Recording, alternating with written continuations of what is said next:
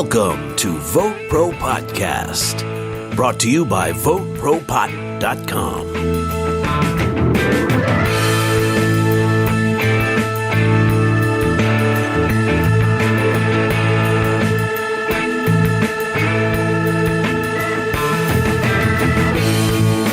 Happy St. Patrick's Day, gentlemen, by the way. Mm-hmm. Right. Oh, is today St. Patty's Day? Faith and Begorra. It is. I have some green beer to drink later. All right, cool.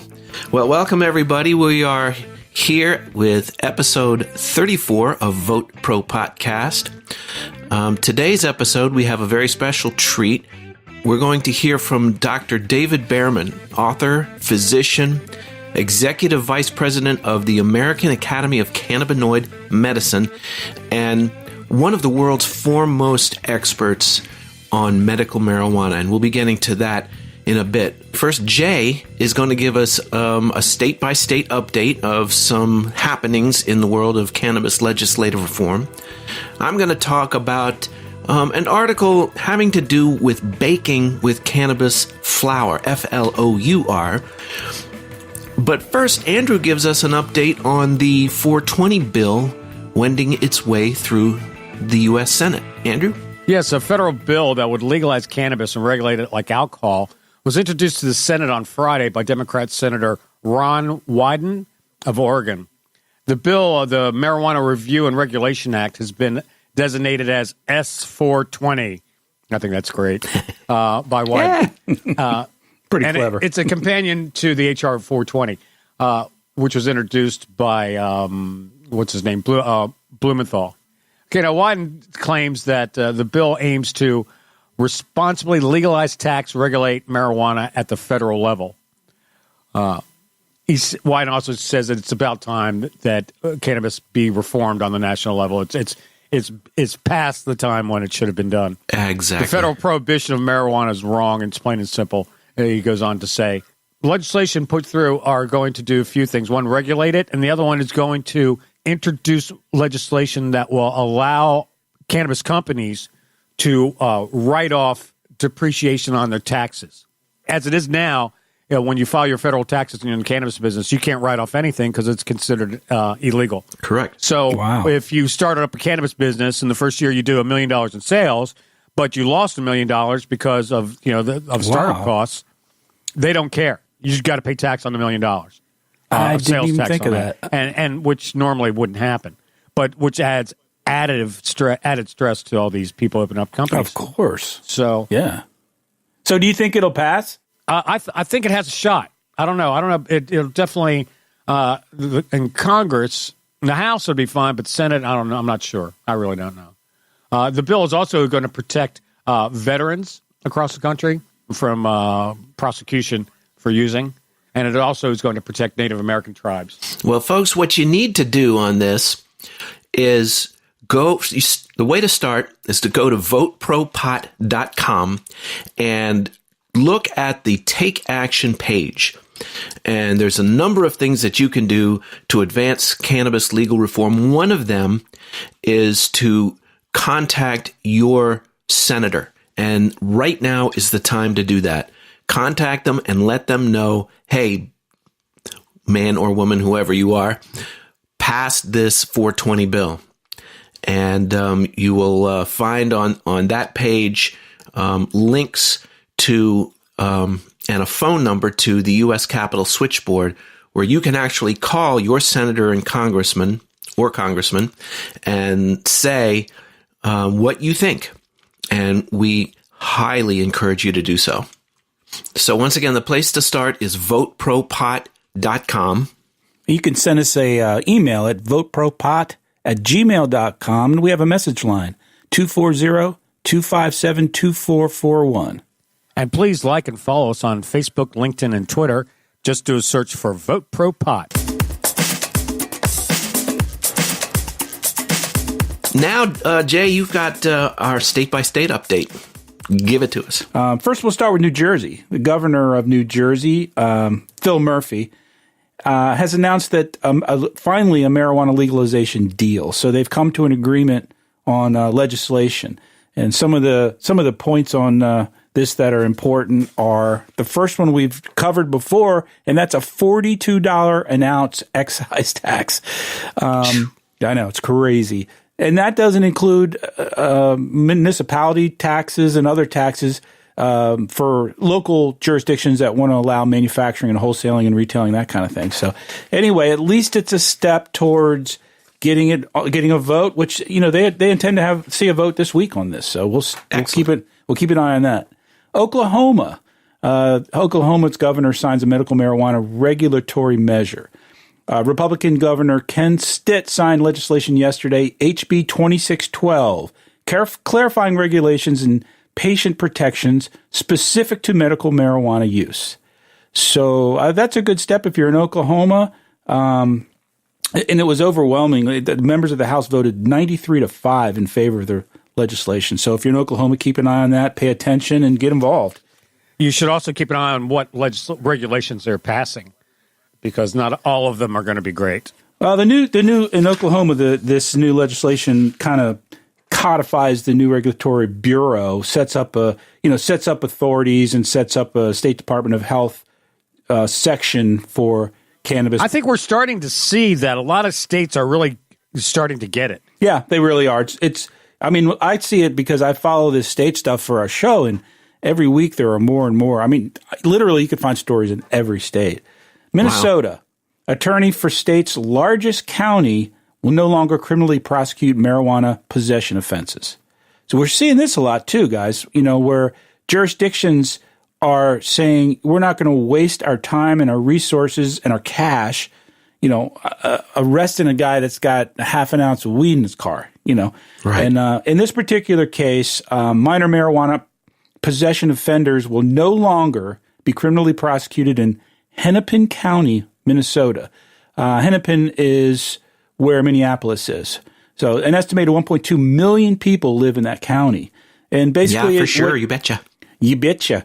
Basically, it's saying that you can have up to 3.5 ounces. So that's a fair amount of weed. So that's good news for Minnesotans. In Florida, in a landslide vote, the House agrees to end the ban on smoking medical marijuana. About time. We've been following this, so everybody knows about this. Everybody in Florida's been complaining about it. So they voted to end the smoking ban. The Florida House affirmed the right to smoke medical pot Wednesday, that's last week, after approving the Senate bill to include smoking in the language in the medical marijuana constitutional amendment. The bill allows patients to receive up to 2.5 ounces of whole flower cannabis every 35 days, as recommended by the qualified doctor. And I got one more state here. This is Colorado. A bipartisan bill would license cannabis hospitality establishments. We've talked about this too. Andrew, you've brought this up a lot. In Colorado, obviously, was the first state to legalize recreational weed, and that was in 2012. And the bill essentially said it would be regulated the same way as alcohol. But it isn't, obviously. Because you can buy it, you can have it, but you can't smoke it anywhere but in your house. And obviously with alcohol, you can go to a bar, you can go to a party, you can go to the bowling alley, whatever, and drink a beer. Right. So anyway, House Bill 19-1230 in Colorado, starting in January of 2020, it would allow licensed cannabis hospitality establishments. So that's going to open the market wide. I mean, you can. I imagine. You can have dispensaries, can have host parties. That's the first state I'm aware of that's actually passed a bill for public consumption. So that's a huge step, I think. Don't you guys? Yes, it is. I think it's huge. Actually, San Francisco has just passed a similar regulation, and that's where they're now issuing one-day permits for festivals. Yes, that's what I was going to say. It's 1 day, which is still cool. So you can go to a concert. The concert venue can get a 1-day permit to allow people to have a legal quantity of legal cannabis and use it on the premises during the concert. That's cool. Can you imagine if they'd had that at Woodstock? There would have been drugs consumed at Woodstock. Well, that would have changed everything. That would have changed the whole concert. Well, actually, Woodstock, there were open air drug markets, people with signs selling not just weed, but LSD and other things. And the whole festival went on basically violent, arrest-free. This is an article from Leafly, and it is entitled How and Why to Make and Bake with Cannabis Flour. And that's Flour. It says, unlike infused butter and oil, cannabis flour involves cooking with and consuming the whole plant. Now, of course, they don't advocate using the stems or the seeds or anything.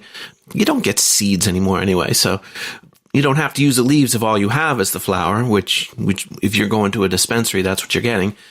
But the technique here is the easiest, quickest way to make it, and the cannabis flour keeps for months and months. It's also loaded with fiber and great nutrients. Now, not too long ago, Andrew did a report talking about the benefits of the whole plant. There's not just THC and CBD, but there's a whole range of cannabinoids and other compounds that are beneficial. And, this way you can incorporate the whole plant. It says the only downside might be the taste. If you have an aversion to the cannabis flavor, you might not be interested in this. But that said, with the right amount of sugar and spice, you can mask it and use it for, all kinds of recipes. And it gives you the recipe for how to do it and what you're going to need. You have to bake the cannabis first. Decarboxylate. Decarboxylate. You activate the THC. You cool it. You put it in a grinder, a coffee grinder, or a food processor. And when you're ready to use it, you replace about a quarter of the flour that the recipe calls for with your cannabis flour. And you sift it together and make a nice consistent, dosing throughout whatever your baked goods is. And, there's a whole recipe for making all kinds of things. And in this article, there's a recipe for delicious zucchini bread. So check out this. There's no such thing as delicious zucchini bread. I was going to say I was being facetious. I can't stand it. How about a delicious fucking donut? Now you're talking. Yeah, I don't think you can use cannabis flour for donuts. Now, that's one way to infuse without going through the trouble of infusing your butter, making your canna butter or your oil. Well, traditionally, people have just been making edibles by using flour. They decarboxylate it and they add it to a fat and consume it.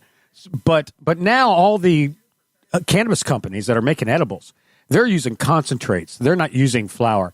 And when you use flour, when you use buds, you're going to get that flavor, that grassy wheat hay flavor. Yeah, you're just going to have a lot of that chlorophyll. So yeah, that's my issue with this. And also, how do you figure out how much is in each dose? How do you quantify that with flour? I wonder. I don't know that you do. They say you can adjust the percentage of the cannabis flour to the regular flour. But you don't know going in what you don't know what the percentage of THC is going in. The rule of thumb is for every gram of flour, you get 10 milligram or 100 milligrams of THC, which obviously is not right. Right. I found a really great hack. If you're in a legal state, you go out and get RSO oil, which is already decarboxylated. You get a syringe with 1,000 milligrams in it, and then go out and get a brownie mix. Because a lot of times a brownie mix is going to be pre-measured, it's going to have quality products, and it's going to be really foolproof. So if you're not a pastry chef, I recommend get a syringe of SRO oil, get a box of brownie mix, add it to the mix, and stir it well, and do not bake it over 325 degrees. That's my rule of thumb. Sometimes you might have to increase the amount of time the recipe calls for. But you're going to get a good product, and you will barely taste the THC or the cannabis in it. And a potent brownie, I imagine. Yeah, extremely. So then what you do, you measure the rectangle of the baking dish you have, and you figure out how many square inches you have, and you divide it by the 1,000 milligrams, and you get the potency per square inch. So I did it, and I used a syringe, and it came out to around 10 milligrams per square inch. I made them, and they went stale before I ate them all. So what I did, I took 2 stale brownies, 1 square inch each. I put them in a blender with some milk, and then I ground it up to like a slurry. Then I made a milkshake out of it. And I was just slowly drinking the milkshake, and about 20, half hour into it, I was like really stoned. So, I mean, I didn't even finish it. So, oh my God, it works. It worked that works quickly. Really well. Works really well. Cannabis milkshake chocolate. Cannabis I think you're onto something, man. Let's market that. You are one inventive dude, man. I swear. That's awesome. Well, I guess it's either that or waste the brownies, right? That's a great idea. Well, I'm trying to come up with some edibles for St. Patrick's Day. St. Patrick's Day. That's right. Well, that's wearing of the green. So. Mm-hmm. And now the consuming of the green.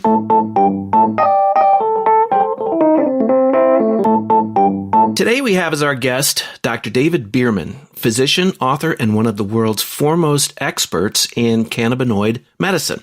Over his more than 40-year career, Dr. Bearman has distinguished himself as a subject matter expert and a sought-after speaker in the fields of medical marijuana, pain management, and drug abuse treatment and prevention.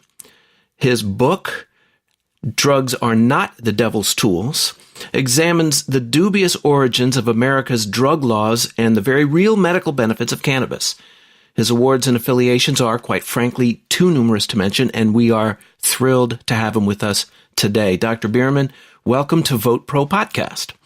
Well, thank you for that lovely introduction. It's very nice to be with you. Now, your career, as I read it, began in a time and place that, for many, has become almost synonymous with drug culture, wouldn't you say?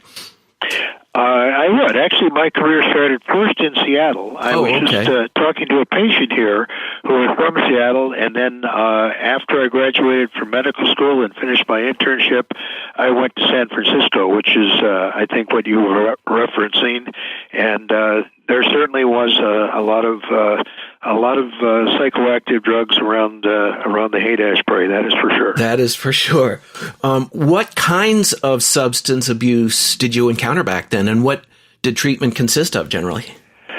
Well, that's an interesting question. One of the things that we found curious when we started the Open Door Clinic in Seattle in 1968 was the high percentage of kids that came to us not with drug problems, but were runaways. And I think that there is a relationship there. I think if you grew up in a dysfunctional home, your chances of having a substance abuse problem are really accelerated. Right.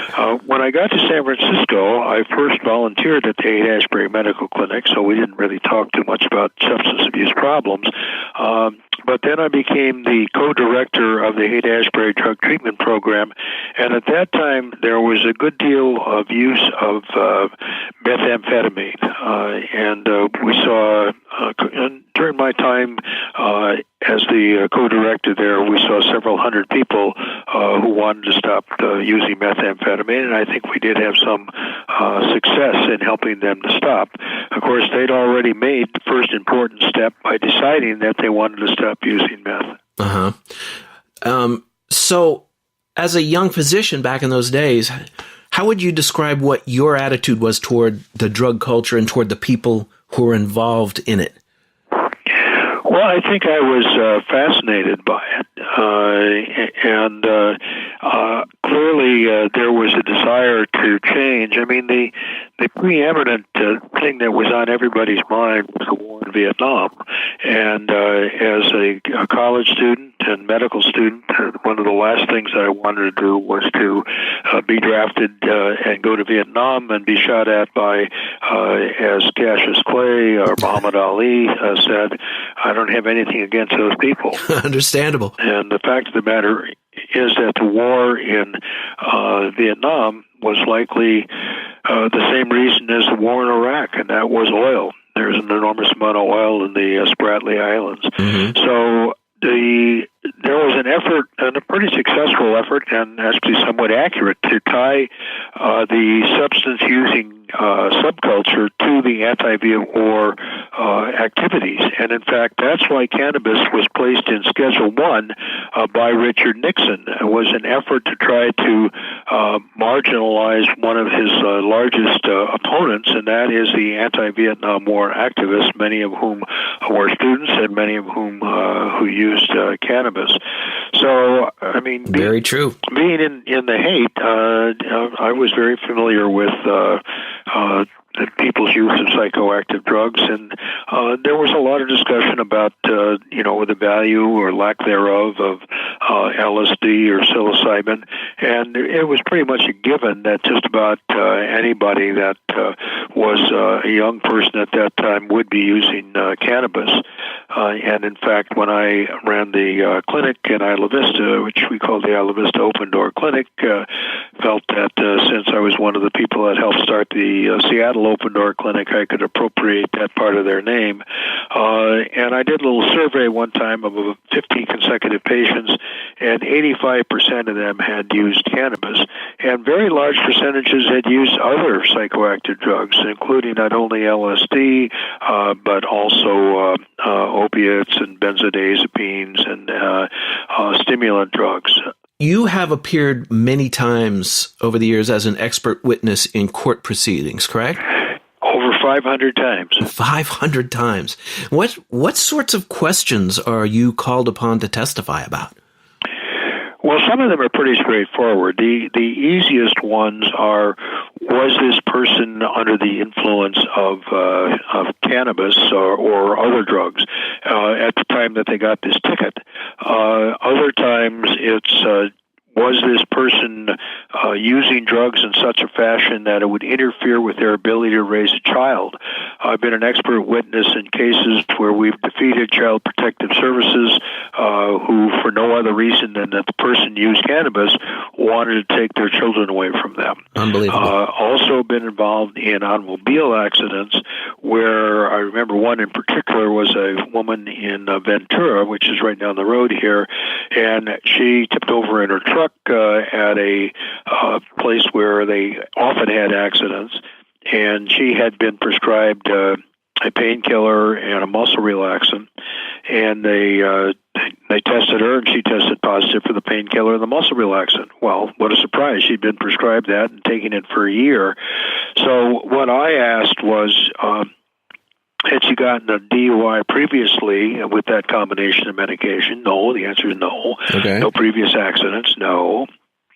Did anybody see her before she left for work that day? Yes. Her husband and her 16-year-old daughter, did she do anything out of the usual that day? No.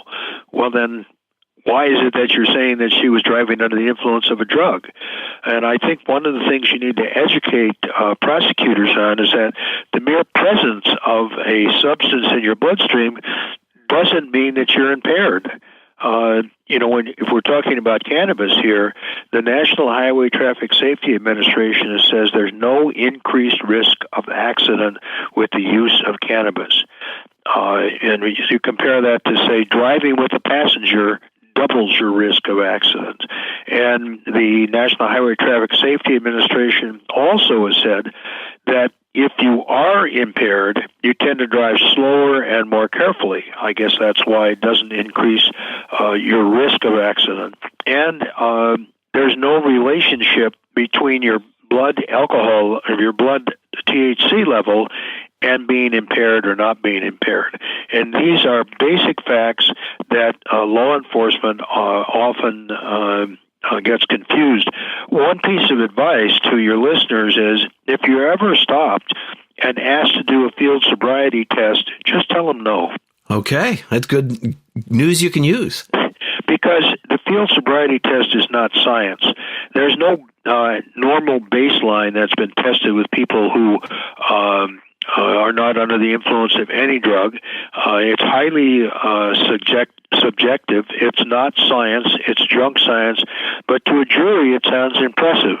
And so your best bet is to avoid doing that. You're really just giving ammunition to the people who want to lie about your condition. I've had cases where people have been arrested for speeding, and they used cannabis more than 24 hours before, and they tried them for driving under the influence. And, of course, the National Highway Traffic Safety Administration says you drive slower and more carefully. The complete opposite of being stopped for speeding. Right. That's ridiculous. Yeah. You know, one of the things that I've become absolutely fascinated by is that part of human physiology known as the endocannabinoid system, or the ECS. Right. Could you give us a brief description of what that is, how it works, what its significance is? So the THC, the chemical structure, molecular structure of THC, was characterized in 1964 by a famous Israeli researcher named Raphael Mechoulam.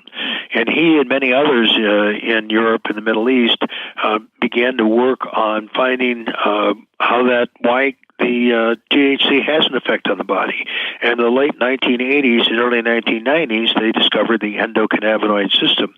Now, the reason it's so hard to discover is that the neurotransmitters, the body's own marijuana-like stuff, the anandamide and 2-AG, are metabolized very quickly after they're produced, and they're sort of produced on demand.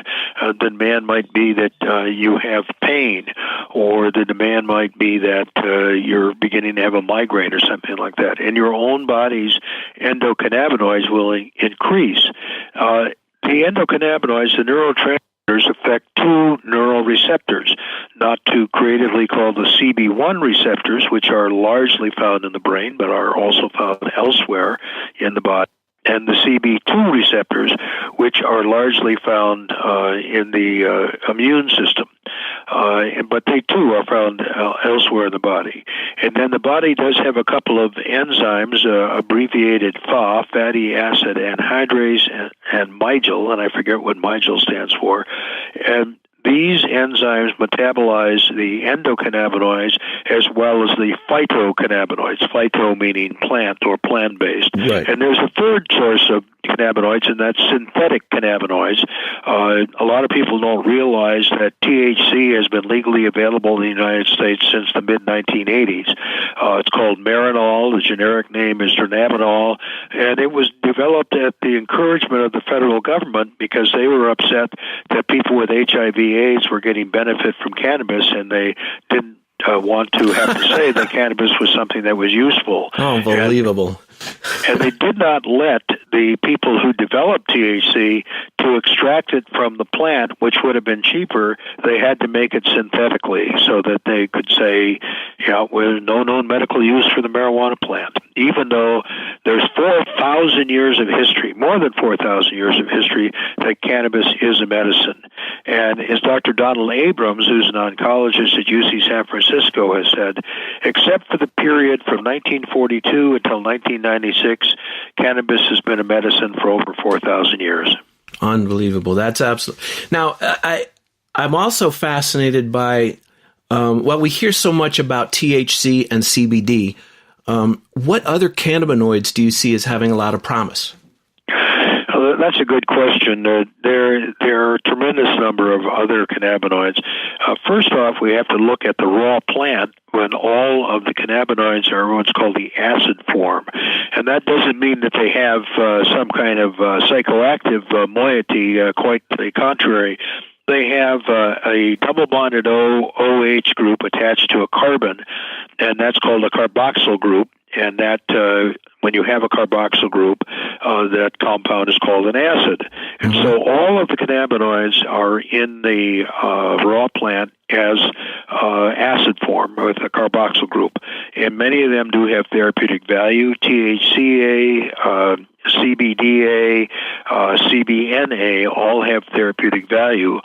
Other cannabinoids that have been mentioned are CBN and CBG, THCV, and these are all variations on a theme. I mean, you've got 21 carbons, and then you have different structures, either a double-bonded O or an OH hydroxy group that's connected with that, or you may have other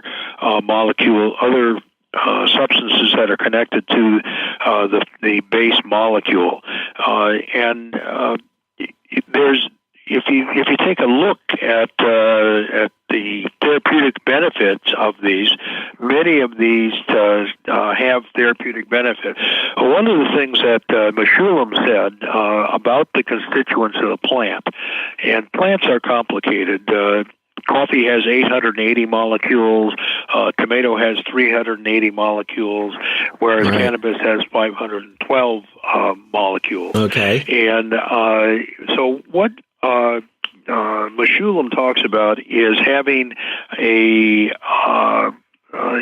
entourage effect, by which he means the combined effect of all of the therapeutic constituents of the plant. The whole plant is more effective than any specific isolate of that plant. So if you're just taking THC, or if you're just taking CBD, you're not getting the benefit of the whole plant. THCV is interesting in that it's an appetite suppressant as opposed to THC, which stimulates the appetite. Right. CBG is an anti-cancer drug. CBC is an anti-cancer drug. CBG is also anti-inflammatory, as is CBD. So we really need to take a look at the whole plant, and what you're seeing now is people drilling down and looking at not only the cannabinoids, the so-called lesser cannabinoids, but also looking at the terpenes, the thing that give the plant its unique odor. Right. And terpenes are the most common molecule in nature. There are more than 20,000 terpenes in nature, and there are 200 terpenes that are in cannabis, and many terpenes are found in citrus fruit or pepper, pine trees. It's a very ubiquitous molecule, and if you think about the aromatherapists, they have recognized that these aromas do have therapeutic value. Some of the terpenes are useful in dealing with pain, some are useful in dealing with anxiety, some are useful in terms of sleep. Linalool, which is from lavender, can help you sleep, can help you relax. Some people like to have lavender candles that they'll burn at night. And it's not just a pleasant odor, but it's something that can have medical value, that can be therapeutic and beneficial. A person would be well advised, a young person would be well advised today, if they were interested in research and in the medical field, to do research on the cannabis plant, because it has such a broad spectrum of therapeutic applications, and it has so many moving parts. And we are learning more and more about cannabis. And I think I'll let you ask the next question, because otherwise I'll just ramble on here. Well, we love the rambling, and it's very informative, but I'll go ahead with the next question. Now, in your book, Drugs Are Not the Devil's Tools, you explained that virtually every civilization throughout history, and you mentioned it goes back thousands of years, has had some form of psychoactive drug use. Absolutely. And your book also discusses the idea that psychoactive drugs, using them to achieve altered mental states, can actually be a healthy thing. Is that correct? That's absolutely correct, and that is an idea that was put forth many years ago by Dr. Andrew Weil, who wrote The Natural Mind. He also wrote From Morphine to Chocolate. Dr. Weil, when he was an intern in San Francisco, also volunteered at the Haight-Ashbury Clinic, and he lived down the street from me. Dr. Weil now is the chairman of the Department of Integrative Medicine at the University of Arizona, and his books have sold a lot more than my books has, so he's very well known. But one of the things that he mentioned is he spent a year in the Amazon, is that the people that live there think that altered states of consciousness are really important, so they encourage their teenagers to use psychoactive drugs so that they will be able to recognize what an altered state of consciousness is, and hopefully in their minds that they would then be able to generate that altered state naturally, without the use of substances. And these altered states tend to be spiritual, and frankly, I think that most modern religion are based on psychoactive drugs. And I say that because the Zoroastrians, which is ancient religion, came up with many of the concepts that are used in contemporary religion. And the Zoroastrians used soma, and there's been a long argument over thousands of years as to what soma was.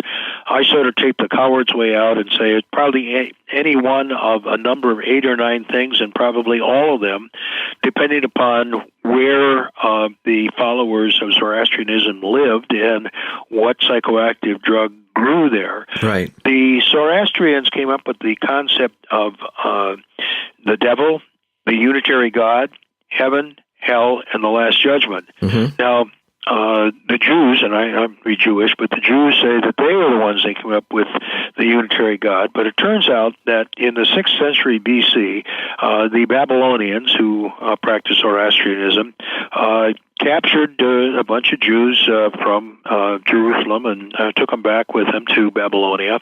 And they stayed there for about 60 years. And during that time, I'm guessing that they did have some discussions with the locals about their spiritual beliefs, and that this led to incorporation of the unitary God into Judaism. I mentioned this once to a rabbi, and he said, well, you're right. The Jews didn't mention it until after the 6th century, but we always knew it to be true. We just didn't talk about it. I thought that was a very clever rabbinical response. Well, that's what I guess he's paid to say. But very interesting to reflect on that. Now, I want to get to the legal aspect real quick before I let you go. The DEA drug scheduling, as you know, defines Schedule 1 drugs as those that have A, no currently accepted medical use, and B, a high potential for abuse. Now, in your expert opinion, doctor, and I think we'd be hard-pressed to find anyone in the world with more clinical experience and knowledge on the subject than yourself, when it comes to cannabis, are either of those things true? Absolutely not. I didn't think so. You go back to the Marijuana Tax Act in 1937, and who testified against it? The American Medical Association. Well, what did they know? In the 1920s, American physicians wrote 3 million prescriptions a year that contained cannabis. As late as 1937, they were probably writing hundreds of thousands of prescriptions a year that contained cannabis, and there were 25 to 30 over-the-counter patent medicines that contained cannabis. And the AMA said, the AMA knows that no dangers from the medical use of cannabis. And they were well aware of its use. It was in the United States Pharmacopoeia from the 1850s until 1942. I mean, basically, the reason that we have the laws today about cannabis are largely due to the petrochemical industry, with a boost from racists. And who are these people embodied in? One would be Lamont DuPont. And the reason I finger him is there's a good deal of circumstantial evidence that he was concerned in the mid-1930s about competition from hemp because a harvesting device that had been invented some years earlier, the patent was running out on it. It cut the labor in half to prepare hemp for industrial use. This would put hemp products in competition with some of the things that DuPont made, like nylon, which is made out of... Nylon rope, right. Made out of cellulose. Rayon, made out of cellulose. And, of course, the waste product of the hemp is the hemp hurd. What is that? Cellulose. Also, DuPont had the patent for sulfites to make paper, but you need 4 times as much of the sulfites to make paper out of wood pulp as you do to make paper out of hemp. They also made an additive for gasoline, tetraethyl lead, and they were the largest shareholders in General Motors. Why is that important? That's because Henry Ford Motor Company, always thought that cars should run on ethanol, preferably hemp ethanol. And in the late 30s and early 40s, he had a prototype car that was made almost entirely out of hemp that ran on hemp ethanol. That is hilarious. And I find that really fascinating because I've kind of heard that before, but I never, you're the first time I've heard somebody with some expertise on this to actually make that claim. And I've heard, I think that's just fascinating that a hemp car running on hemp ethanol. What more could you want? If you haven't actually read my book, read it, because that story is in there, and there's a lot of very interesting anecdotes. One other thing about books, I'm going to be sending out a press release on my newest book, which is called Cannabis Medicine, A Guide to the Practice of Cannabinoid Medicine. And if people want to know more about that, they can Google my name, David Bearman, Bearman, and you'll find those books there, and you also will find a number of videos that I'm in. One of the best videos was done by Lindsay Ward, entitled Medicinal Cannabis and Its Impact on Your Health. It's very well put together by the documentarian. It has some archival footage of Nixon declaring the war on drugs, of Governor Schaefer saying that cannabis should be legalized, and a number of other interesting clips that are in there. It takes about 45 minutes to look at that video, and according to Mr. Ward, it's been translated into 11 different languages. Well, we will find them, and we will put as many of those links as we can in our show description, as well as a link to your website, Dr. Bearman, and to the book. What's really sad here is the enormous amount of money that we have wasted, basically because of the oil companies and because of racists like Harry Anslinger. And we have cost a lot of people their lives, or at least an early demise, because as Dr. Abrams has said, there's more than enough basic science research and anecdotal reports to justify doing double-blind studies to demonstrate whether or not cannabis can cure cancer. And we have had one of those double-blind studies. It was done in England with 25 milligrams of THC, 25 milligrams of CBD in a whole plant alcohol extract given 3 times a day, people with glioblastoma. The people who got conventional treatment for glioblastoma, they lived 330 days, and people who used cannabis in addition to conventional treatment lived 40% longer, or 180 days more. These kinds of things have consequences, and the laws that we have passed that have been based on nothing but hyperbole, and nothing but hysteria, nothing but racism, nothing but fear of competition by various industries, not only including the oil industry, but also the fabric industry and the pharmaceutical industry, have created an enormous loss for the United States in the billions upon billions of dollars we spent enforcing these laws, the millions of lives that have been ruined, and frankly, the empowerment of the Middle East, because if our cars were running on hemp ethanol, like Henry Ford wanted us to do, we wouldn't be reliant on Middle Eastern oil, and the incredible problems that we have internationally would be a little bit more manageable. Well, this is exactly why Vote Pro Pot exists and why we are so adamant with Vote Pro Podcast about getting this out. Dr. Bearman, I hope we can have a discussion again sometime. There's so many more topics I would like to get deep into with you. In the meantime, we were going to, like I say, put your links up on our show description. And any other parting thoughts before we let you go? No. If I give you parting thoughts, we'll never get off. Okay. Thank you very much for having me. I really appreciate it. Very much our pleasure, Dr. Bearman. Thank you for joining us on Vote Pro Podcast.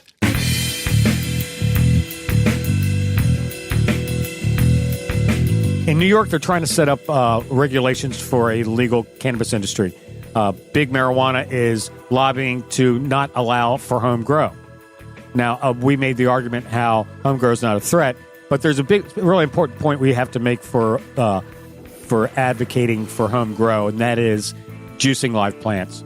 That is really becoming something popular. It's becoming very effective, and I think you have to give patients the opportunity to grow their own medicine. I agree, 100%. And if you agree, Totally. You need to get involved, especially folks up in New York, but everywhere in the across our fruited plain. You need to be involved. You need to be informed, and when the time is right, you need to take action. And the way to get started, or one way to get started, is to check us out at VoteProPot.com. Or send us an email at VoteProPot@gmail.com.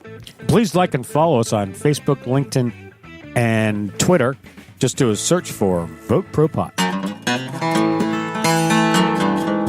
Wish I was up in Vancouver at the Cannabis Cafe, smoking good old Sensimilla at the beginning of the day. But here I am in New York City, hiding out in Central Park, getting kidnapped by the police today sometime before dark. But I wish I was up in Vancouver at the Cannabis Cafe, smoking good old Sensimilla at the beginning of the day. The judge looked down upon me, frowned. He said, "Kid, get on your way. Just don't start out your morning with espresso and a J." I said, "I wish I was up in Vancouver at the Cannabis Cafe, smoking good old Sensimilla at the beginning of the day."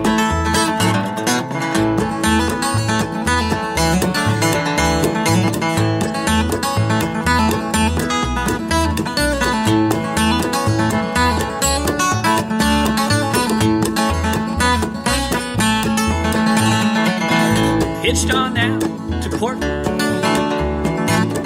caught a ride up to BC, took the bus over to the neighborhood to have a bowl with my coffee. Now I'm up in Vancouver at the Cannabis Cafe,